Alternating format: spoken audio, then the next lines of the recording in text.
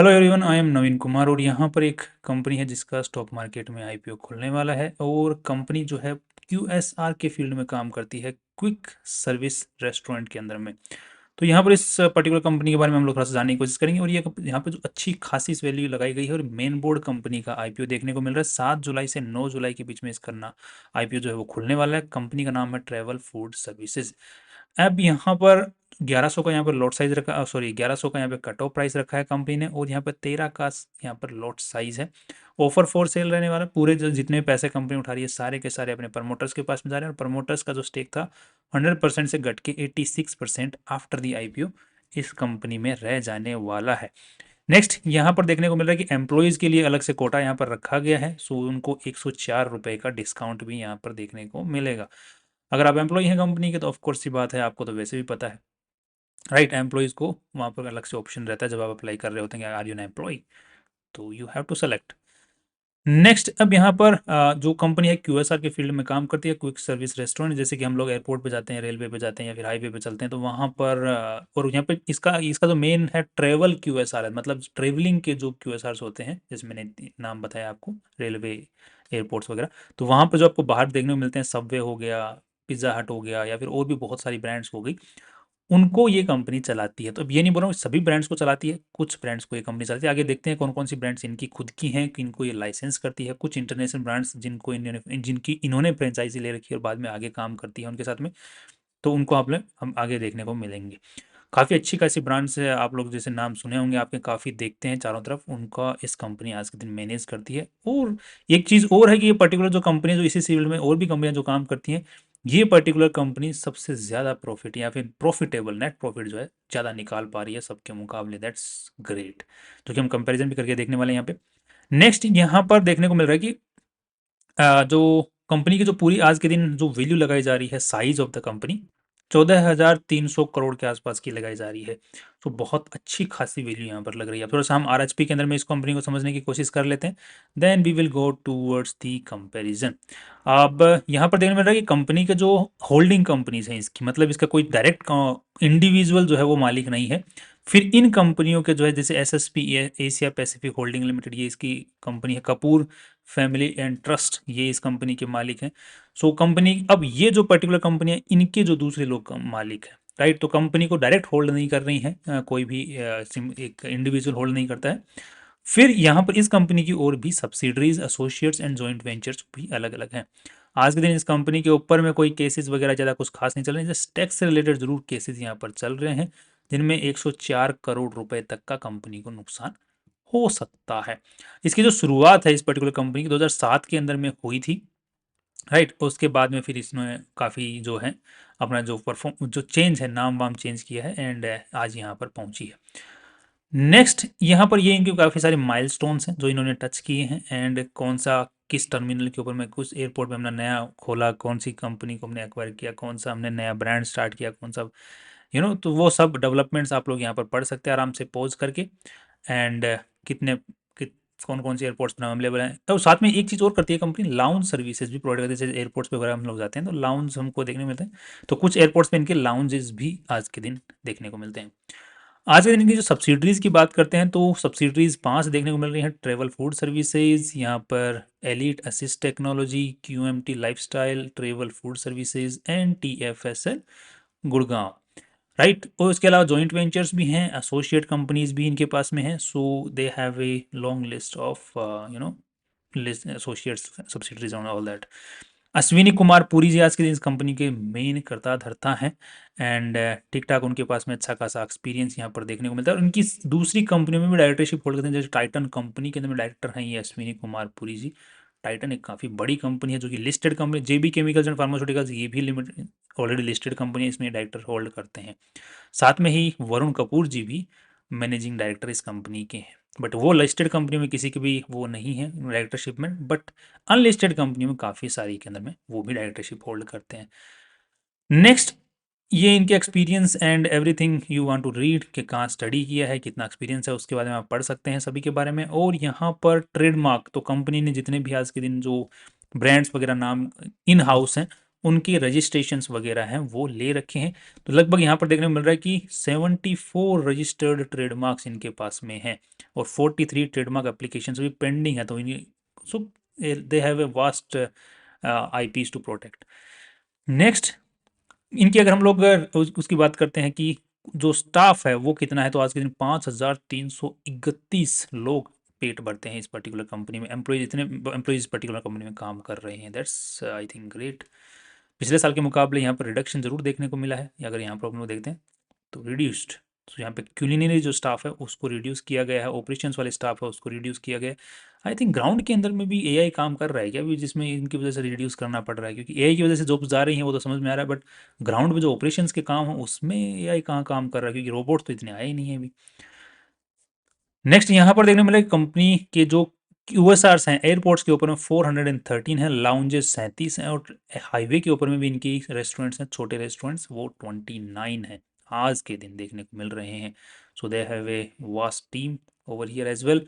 ये इनके लाउंजेस के आप लोग फोटोज़ वगैरह देख सकते हैं मलेशिया की, ये बेंगलुरु एंड मुंबई के लाउंजेस की फ़ोटो भी आप लोग देख सकते हैं। और ये हैं इनकी ब्रांड्स जिनको आप लोग अगर एयरपोर्ट्स पे, रेलवे में, हाईवे के साइड में देखते हो, तो ये जो पर्टिकुलर आप नाम देखते हो जहाँ पर कैफ़े वगैरह कुछ खुला हुआ है, तो ये इनकी खुद की इन हाउस ब्रांड्स हैं। ये रीजनल इंडियन ब्रांड्स हैं जिनको भी इन्होंने ये लाइसेंस के देते हैं, एंड ये इंटरनेशनल ब्रांड्स हैं जिनको इन्होंने फ्रेंचाइजी वगैरह ले रखी है और बाद में आगे लाइसेंस प्रोवाइड करते हैं, इंडिया के अंदर में बांटते हैं। तो काफ़ी एक वास्ट है। अगर आप लोग देखते हैं तो पिज़्ज़ा हट और KFC की दूसरी एक कंपनी और है जो लिस्टेड कंपनी जो कि इनका लाइसेंस बांटती है। तो यहाँ पे 2 हो गई।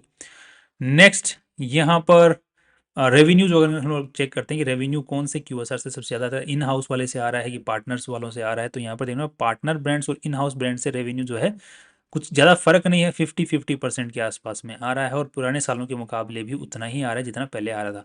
सो रेवेन्यू इज़ मतलब बराबर का ही इनका देखने को मिल रहा है। नेक्स्ट, ये इनके काफ़ी सारे आप जो इन हाउस ब्रांड्स हैं उनके आप लोग QSR जैसे आप लोग देखते हो एयरपोर्ट्स वगैरह पे, उनकी फ़ोटोज़ हैं। नाउ यहाँ पर इनकी लाउंज सर्विसेज भी है। ट्रेवल QSR से तो हमने देख लिया किससे कितना आ रहा है, बाकी अब ट्रेवल QSR टोटल मिला के और लाउंज सर्विसेज से और मैनेजमेंट सर्विसेज से कितना कितना आ रहा है वो भी आप लोग देखने मिला था। QSR से 50% और लाउंज सर्विसेज इनकी 50% आ रहा है। दैट मीन्स कि लाउंज और QSR 50-50 यहाँ पर वो दे रहे हैं, टक्कर अच्छी दे रहे हैं। अब यहाँ पे इनकी लाउंजेस कहाँ कहाँ पे उनकी इन्फॉर्मेशन और इनके QSRs कहाँ कहाँ पर हैं उनकी इन्फॉर्मेशन इसमें आप देख सकते हैं। So now let's move towards the कितना आज के दिन बैलेंस शीट का साइज है, किस तरीके से अर्निंग कर रही है, क्या पोटेंशियल नजर आता है, उसको एक बार देख लेते हैं, फिर कंपेयरिंग में चलेंगे। सो यहाँ पर हम लोग देख पाएंगे कि कंपनी में टोटल 1900 करोड़ रुपए लगे हुए हैं आज के दिन, जिसमें से अगर इन्वेस्टर्स का पैसा अगर हम लोग चेक करने की कोशिश करते हैं तो वो है 1000 crore. So before the IPO debt to equity ratio is good. And यहाँ पर नेक्स्ट तक देखने को मिलता है कि पैसा कहाँ मेनली लगा हुआ है। सो मोस्टली इन्वेस्टमेंट कर रखा है, ऑफ कोर्स ये बात है तो इन्वेस्टमेंट ही करेगी। एंड ट्रेड रिसीवेबल्स भी इज़ फाइन, एंड यहाँ पर बाकी जो चीज़ें हैं वो भी फाइन नज़र आ रही हैं। राइट ऑफ यूज़ एसेट्स ये भी होगा ही, ऑफ कोर्स ये बात है क्योंकि किराए पे चलता है सब कुछ काम। और यहाँ पे इक्विटी मेथड से इन्वेस्टमेंट है वो भी 300 करोड़ के आसपास में है। सो यहाँ पर कुछ भी नेगेटिव है नहीं, आप भी इसको आराम से देख सकते हैं। और बोरोइंग्स भी इन्होंने ठीक ठाक ले रखी हैं, जो कि नॉन करंट ले रही हैं 217 करोड़ रुपए की, नॉट दैट मच अगेन।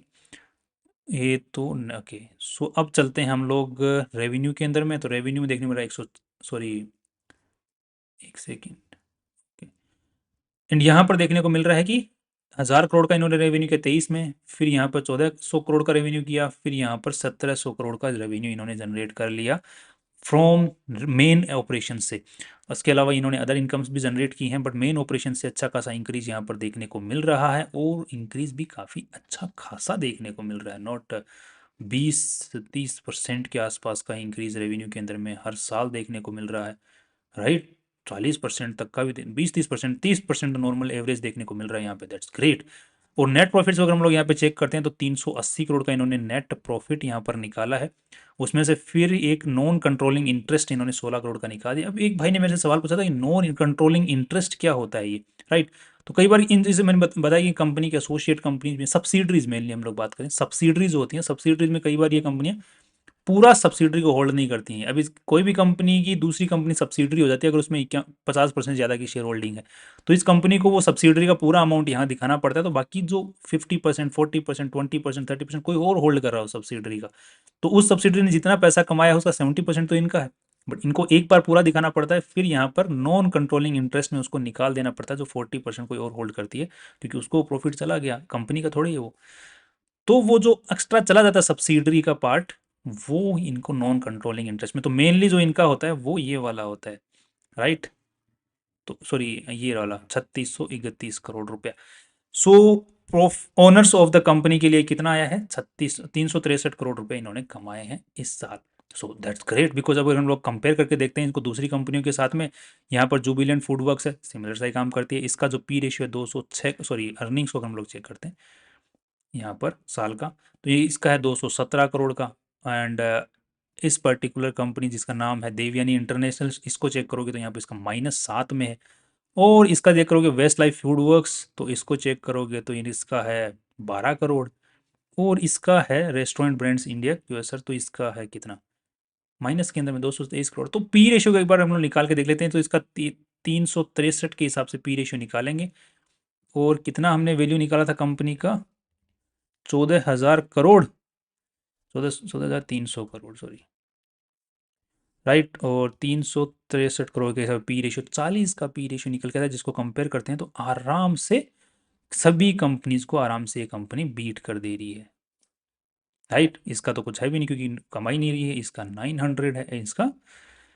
बाकी रीजंस अलग अलग हैं कि क्यों इन्होंने नुकसान किया है, बट पॉइंट ये है कि आज जिस फील्ड में ये कंपनियां काम करें उस फील्ड के अंदर में महारत, जो कंपनी सबसे ज़्यादा महारत है वो आज के दिन आईपीओ लेके आ रही है, और जिसकी जो आउटलेट्स हैं उनकी साइज़ वो बढ़ती ही जा रही है टाइम के साथ में, और बहुत सारे जो आईपीओस हैं वो होल्ड करती है।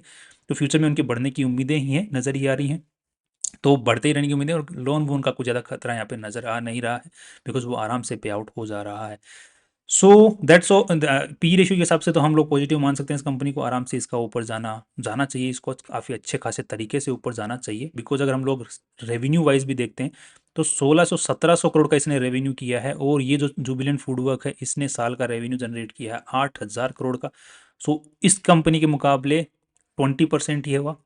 इस कंपनी के मुकाबले अगर हम लोग देवयानी इंटरनेशनल को चेक करते हैं तो इसने किया है 5,000 करोड़ का। तो सोमपति 16 मतलब तीन, इसका तीसरा हिस्सा उसने किया है।